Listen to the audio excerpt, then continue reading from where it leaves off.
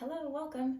Today we are discussing From Trauma to Dharma by Dr. Azita Nahai, Ph.D. It's actually called From Trauma to Dharma, Transform Your Pain into Purpose. And this book is one that I picked up at Summer Solstice Sadhana, which is the Kundalini Yoga festival in New Mexico. And I went to Dr. Azita's workshop on this exact same topic, transforming your pain into purpose. And so I got to hear her basically give the intro of this book in person, which is really amazing. If you ever see her on a calendar in LA or wherever you're at, you should definitely check out the workshop From Trauma to Dharma. It's very educational and just very, very real.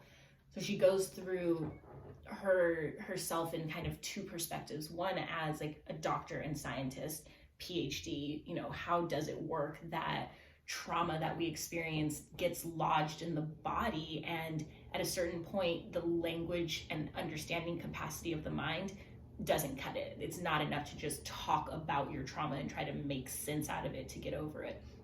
There's actual medical science and research that shows you need to physically move some things through you in order to get through those things. And then the second perspective that she comes from, which of course it's all wrapped up into one package, but the second perspective she comes from is her past as a woman who experienced a lot of trauma, specifically in like an abusive relationship.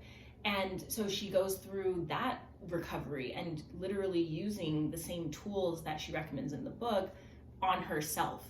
So I think that's really, what I wanted to share about this book as an introduction. It's very well written. It's easy to read.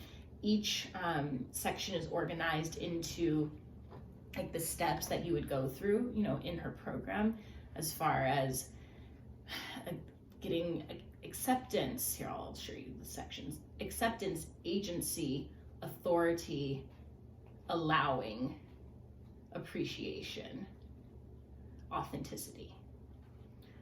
Dharma meaning our work in the world and our purpose.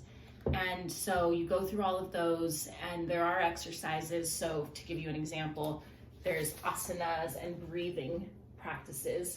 In this case, it says pigeon pose with the breath of fire. We carry a good amount of our unresolved emotions inside the hips and pelvic bowl. So pigeon pose helps to open the hips and supports release of undesirable emotional energy stored in the body.